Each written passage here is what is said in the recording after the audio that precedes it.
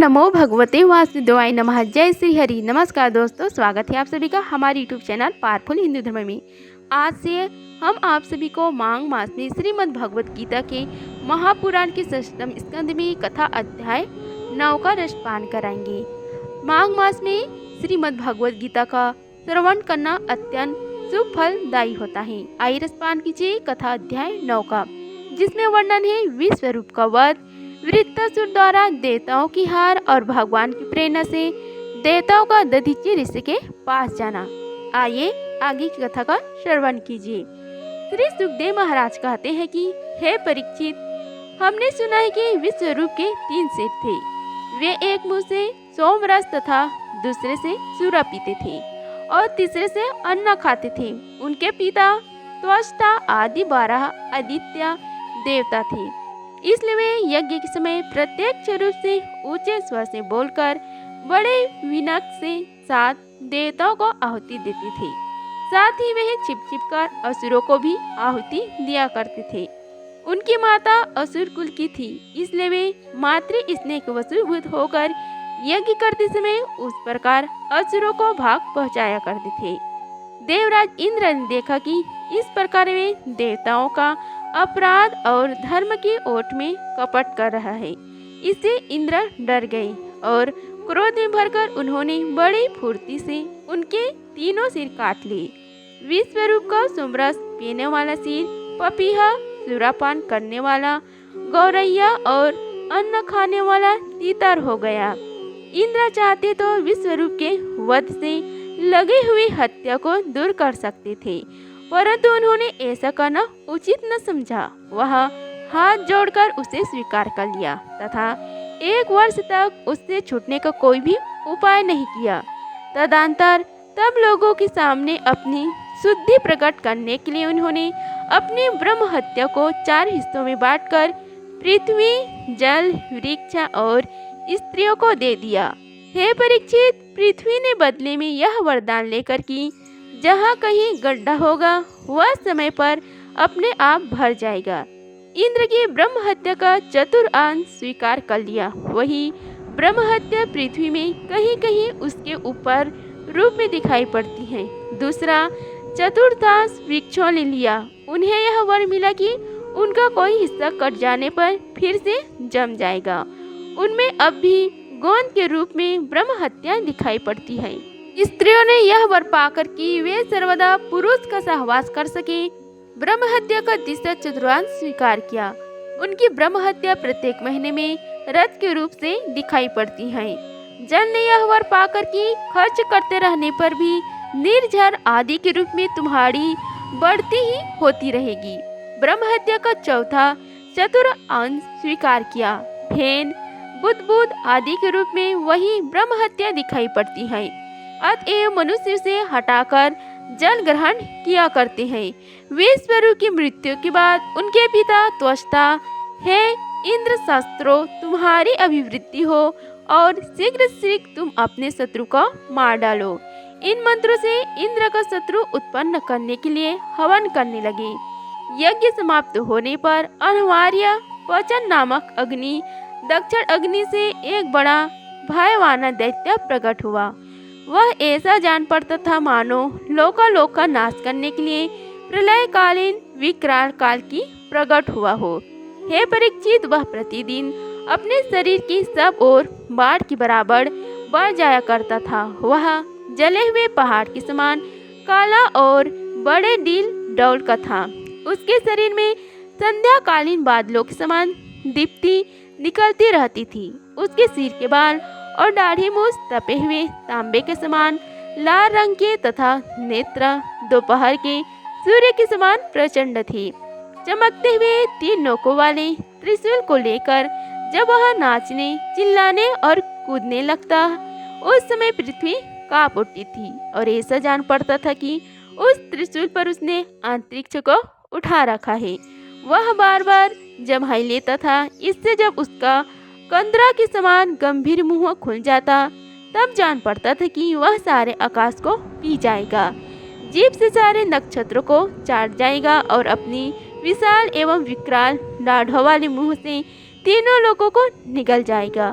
उसके भयावह रूप को देखकर सब लोग डर गए और इधर उधर भागने लगे। हे परीक्षित, त्वष्टा तमोगुणी पुत्र के सारे लोगों को घेर लिया था। इसी से उस पापी और अत्यंत क्रूर पुरुष का नाम वृत्तासुर पड़ा।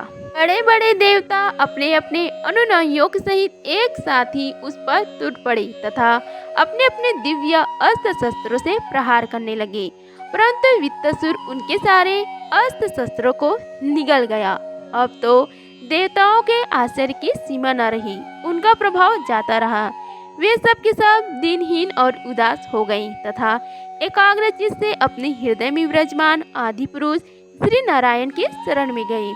देवताओं ने भगवान से प्रार्थना की कि वायु, आकाश, अग्नि, जल और पृथ्वी, ये पांचों भूत, इनसे बने हुए तीनों लोग, उनके अधिपति ब्रह्म आदि तथा हम सब देवता जिस काल से डर कर उसे पूजा सामग्री आदि भेंट दिया करते हैं, वही काल भगवान से भयभीत रहता है। इसलिए अब भगवान ही हमारे रक्षक है। हे प्रभु, आपके लिए कोई नई बात न होने के कारण कुछ भी देखकर आप विस्मित नहीं होते। आप अपने स्वरूप के सत्कार से ही सर्वथा पूर्ण काम सम एवं शांत है। जो आपको छोड़कर किसी दूसरे की शरण लेता है वह मूर्ख है। वह मानो कुत्ते की पूंछ पकड़कर समुद्र पार करना चाहता है। वैश्वानर मनु पिछले कल्प के अंत में जिनके विशाल सिंह में पृथ्वी रूप नौका को बांधकर अनायासी प्रलयकालीन संकट से बच गए, वे ही मत्स्य भगवान हम शरणागतों को वृत्तासुर के द्वारा उपस्थित किए हुए दुस्तर भय से अवश्य बचाएंगे। प्राचीन काल में प्रचंड वन के थप्पड़ों से उठी हुई उताल तरंगों की गर्जना के कारण ब्रह्म जी भगवान के नाभि कमल से अत्यंत भयानक प्रलयकालीन जल में गिर पड़े थे। यद्यपि वे असहाय थे, तथापि जिनकी कृपा से वे उस विपत्ति से बच सके, वे ही भगवान हमें इस संकट से पार करे। उन्हीं प्रभु ने अद्वितीय होने पर भी अपनी माया से हमारी रचना की है और उन्हीं के अनुग्रह से हम लोग सृष्टि कार्य का संचालन करते हैं। यद्यपि वे हमारे सामने ही सब प्रकार की चेष्टाएं कर करा रहे हैं, तथापि हम स्वतंत्र ईश्वर हैं। अपने इस अभिमान के कारण हम लोग उनके स्वरूप को देख नहीं पाते। वे प्रभु जब देखते हैं कि देवता अपने शत्रुओं से बहुत पीड़ित हो रहे हैं, तब वे वास्तव में निर्विकार रहने पर भी अपनी माया का आश्रय लेकर देवता, ऋषि, पशु, पक्षी और मनुष्य आदि योनियों में अवतार लेते हैं तथा युग युग में हमें अपना समझकर हमारी रक्षा करते हैं। वे ही सबकी आत्मा और परम आराध्य देव हैं। वे ही प्रकृति और पुरुष रूप से विश्व के कारण हैं। वे ही विश्व से पृथक भी हैं और विश्व रूप भी हैं। हम सब उनकी शरणागत वत्सल भगवान श्री हरि की शरण ग्रहण करते हैं। उदार श्रीमणि प्रभु अवश्य ही अपने निज जन हम देवता का कल्याण करेंगे।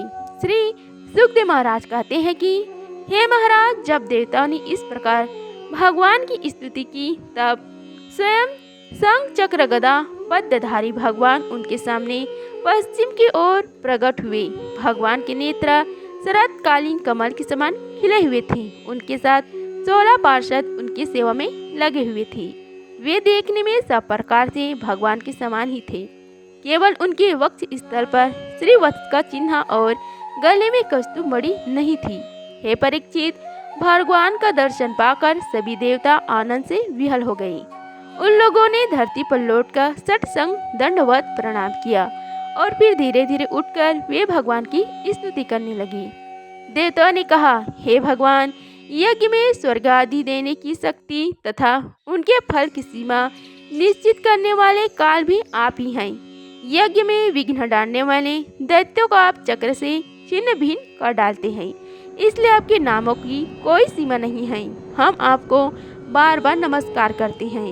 हे विधात, सत्व, रज, तम, इन 3 गुणों के अनुसार जो उत्तम, मध्यम और निकृष्ट गतियाँ प्राप्त होती हैं, उनके नियामक आप ही हैं।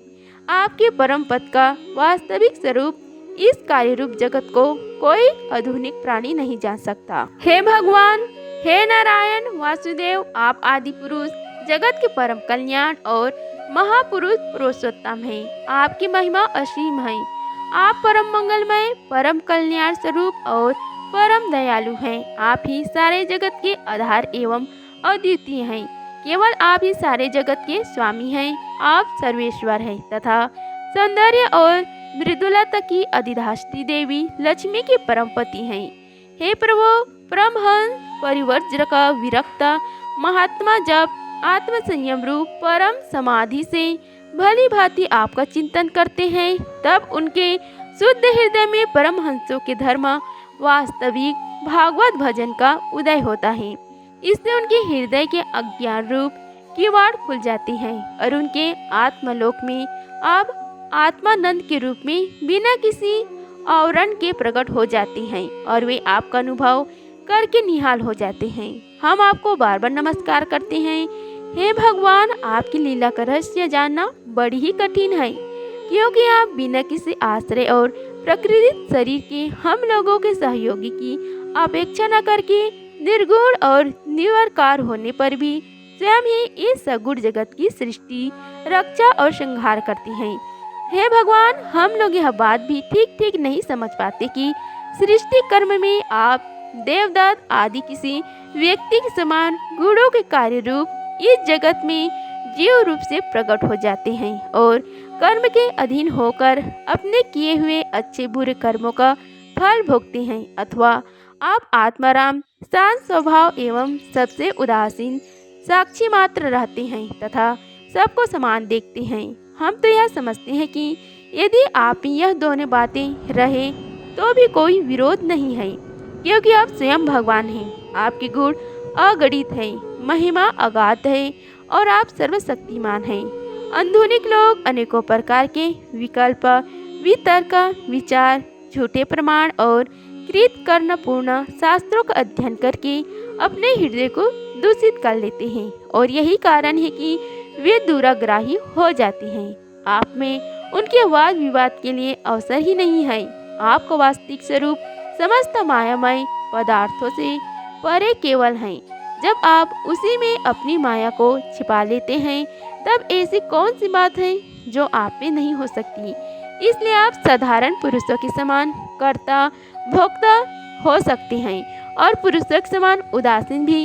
इसका कारण यह है कि न तो आप में कर्तव्य भोक्तृत्व और न तो उदासीनता ही, आप तो दोनों से विलक्षण अनिर्वचनीय हैं। जैसे एक ही रस्सी का टुकड़ा भ्रांत पुरुषों को सर्प, माला, धारा आदि के रूप में प्रतीत होता है, किंतु जानकारों से रस्सी के रूप में, वैसे ही आप भी भ्रांत बुद्धि वालों को कर्ता भोक्ता और अनेक रूप में दिखते हैं और ज्ञानी को शुद्ध सच्चिदानंद के रूप में आप सभी की बुद्धि का अनुसरण करते हैं। विचार पूर्वक देखने से मालूम होता है कि आप ही समस्त वस्तु में वस्तु तत्व के रूप से विराजमान हैं, सबकी स्वामी है और संपूर्ण जगत के कारण ब्रह्म, प्रकृति आदि के भी कारण हैं।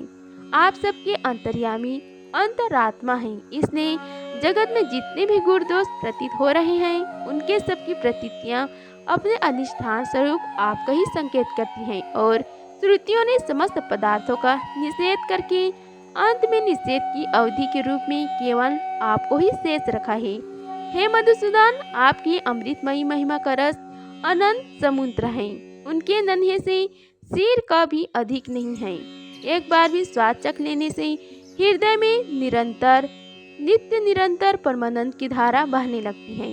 उसके कारण अब तक जगत में विषय भोगों की जितनी भी लेस मात्र प्रतीति मात्र सुख का अनुभव हुआ है या परलोक आदि के विषय में सुना गया है, वह सब का सब जिन्होंने भुला दिया है समस्त प्राणियों की परम प्रियतम हितैषी सुहृदय और सर्व आत्मा आप ही ऐश्वर्य निधि परमेश्वर मूल, जो अपने मन को नित्य निरंतर लगाए रहते हैं और आपकी चिंतन का ही सुख लुटाते रहते हैं। वे आपके अन्य प्रेमी परम भक्त पुरुष ही अपने स्वार्थ और परमार्थों में निपुण हैं।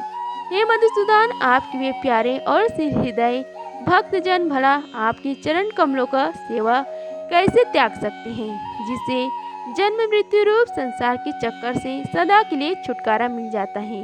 हे प्रभु, आप त्रिलोक की आत्मा और आश्रय हैं। आपने अपने 3 पगों से सारे जगत को नाप लिया था और आप ही तीनों लोगों के संचालक हैं। आपकी महिमा त्रिलोक का मन हरण करने वाली है।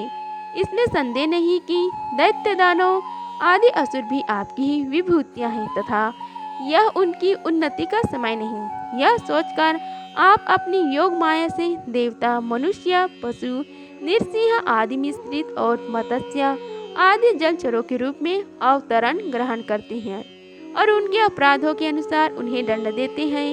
हे दंडधारी प्रभु, यदि जचे तो आप उन्हीं असुरों के समान इस वृत्तासुर का भी नाश कर डालिए। हे भगवान, आप हमारे पिता, पितामह सब कुछ हैं। हम आपके निजजन हैं और निरंतर आपके सामने सिर झुकाए रहते हैं। आपके चरण कमलों का ध्यान करते करते हमारा हृदय उन्हीं के प्रेम के बंधन से बंध गया है। आपने हमारे सामने अपना दिव्य गुणों से युक्त साकार विग्रह प्रकट करके हमें अपनाया है। इसलिए हे प्रभु, हम आपसे यह प्रार्थना करते हैं कि आप अपने दया भारी, विशाल, सुंदर और शीतल मुस्कान युक्त चितवन से तथा अपने मुख अरविंद से टपकते हुए मनोहर वाणी रूप सुमधुर सुधा बिंदु से हमारे हृदय का ताप शांत कीजिए, हमारे अंतर की जलन बुझाइए। हे प्रभु, जिस प्रकार अग्नि अंशभूत चिंगारियां आदि अग्नि को प्रकाशित करने में असमर्थ हैं, वैसे ही हम भी आपको अपना कोई भी स्वार्थ परमार्थ निवेदन करने में असमर्थ हैं। आपसे भला कहना ही क्या है, क्योंकि आप संपूर्ण जगत की उत्पत्ति, स्थिति और लय करने वाली दिव्य माया के साथ विनोद करते रहते हैं तथा समस्त जीवों के अंतःकरण में ब्रह्म और अंतर्यामी के रूप में विराजमान रहते हैं। केवल इतना ही नहीं, उनके बाहर भी प्रकृति के रूप से आप ही विराजमान हैं। जगत में जितने भी देश, काल, शरीर और अवस्था आदि हैं, उनके उपदान और प्रकाशक के रूप भी आप ही उनका अनुभव करते रहते हैं। आप सभी वृत्तियों के साक्षी हैं। आप आकाश के समान सर्वगत हैं, निर्लिप्त हैं। आप स्वयं पर ब्रह्म परमात्मा हैं। अतएव हम अपना अभिप्राय आपसे निवेदन करें, इसकी अपेक्षा न रखकर जिस अभिलाष से हम लोग यहाँ आए हैं उसे पूर्ण कीजिए। आप अत्यंत ऐश्वर्य संपन्न और जगत के परम गुरु हैं। हम आपके चरण कमलों की छत्र छाया में आए हैं, जो विविध पापों के फलस्वरूप जन्म मृत्यु रूप संसार में भटकने की थकावट को मिटाने वाली है। सर्वशक्तिमान श्री कृष्ण वृत्तासुर ने हमारे प्रभाव और अस्त्र शस्त्र तो निगल ही लिया है, अब वह तीनों लोगों को भी ग्रास कर रहे हैं। आप उसे मार डालिए। हे प्रभु, आप शुद्ध स्वरूप, हृदय स्थित शुद्ध ज्योतिमय, आकाश सबकी साक्षी, अनादि अनंत और उज्जवल कृति संपन्न है। संत लोग आपका ही संग्रह करते हैं। संसार के पाथिक जब घूमते घूमते आपकी शरण में आ पहुँचते हैं, तब अंत में आप उन्हें परमानंद स्वरूप अभीष्ट फल देते हैं और इस प्रकार उनके जन्म जन्मांतर के कष्टों को हल लेते हैं। हे प्रभु, हम आपको नमस्कार करते हैं। सुखदेव महाराज कहते हैं कि हे परीक्षित, जब देवताओं ने बड़े आदर के साथ इस प्रकार भगवान का स्तवन किया, तब वे अपनी स्तुति सुनकर बहुत प्रसन्न हुए तथा उनसे कहने लगे। श्री भगवान ने कहा, हे श्रेष्ठ देवताओं, तुम लोगों ने स्तुति युक्त ज्ञान से मेरी उपासना की है, इसमें मैं तुम पर प्रसन्न हूँ। इस स्तुति के द्वारा जीव को अपने वास्तविक स्वरूप की स्मृति और मेरी भक्ति प्राप्त होती है। हे देव श्रीमणियों, मेरी प्रसन्न हो जाने पर कोई भी वस्तु दुर्लभ नहीं रह जाती, तथापि मेरा अन्य प्रेमी तत्ववेता भक्त मुझसे मेरा अतिरिक्त और कुछ भी नहीं चाहता। जो पुरुष जगत के विषयों को सत्य समझता है, वह न समझ अपने वास्तविक कल्याण को नहीं जानता। यही कारण है कि वह विषय चाहता है, परंतु यदि कोई जानकर उसे उसकी इच्छित वस्तु दे देता है, तो वह भी वैसे ही न समझ है। जो पुरुष मुक्ति का स्वरूप जानता है, वह अज्ञानी को भी कर्मों में फांसने का उपदेश नहीं देता। जैसे रोगी के चाहते रहने पर भी सब वैद्य उसे कुपस्थ नहीं देता। हे देवराज इंद्र, तुम लोगों का कल्याण हो, अब देर मत करो। ऋषि शिरोमणि दधीची के पास जाओ और उनसे उनका शरीर, जो उपासना, व्रत तथा तपस्या के कारण अत्यंत दृढ़ हो गया है, मांग लो। दधीची ऋषि को शुद्ध ब्रह्म का ज्ञान है। अश्विन कुमारों के घोड़े के सिर से उपदेश करने के कारण उनका एक नाम अश्वशिर भी है। उनकी उपदेश की हुई आत्मविद्या के प्रभाव से ही दोनों अश्विन कुमार जीवन मुक्त हो गए। अथर्ववेदी दधीची ऋषि ने ही पहले पहल मेरी सर्वभूत अभेद्य नारायण कवच का त्वष्टा को उपदेश किया था। त्वष्टा ने वही विश्व रूप को दिया और विश्व रूप से तुम्हें मिला। दधीची ऋषि धर्म के परम मर्मज्ञ हैं। वे तुम लोगों को अश्विन कुमारों के मांगने पर अपने शरीर के अंग अवश्य दे देंगे। इसके बाद विश्वकर्मा के द्वारा उस अंगों से एक श्रेष्ठ आयुध तैयार कर लेना। हे देवराज, मेरी शक्ति से युक्त होकर तुम उसी शस्त्र के द्वारा वृत्तासुर का सिर काट देना। देवताओं, वृत्तासुर के मर जाने पर तुम लोगों को फिर से तेज, अस्त्र शस्त्र और संपत्तियां प्राप्त हो जाएगी। तुम्हारा कल्याण हो अवश्य संभव है, क्योंकि मेरे शरणागतों को कोई सता नहीं सकता।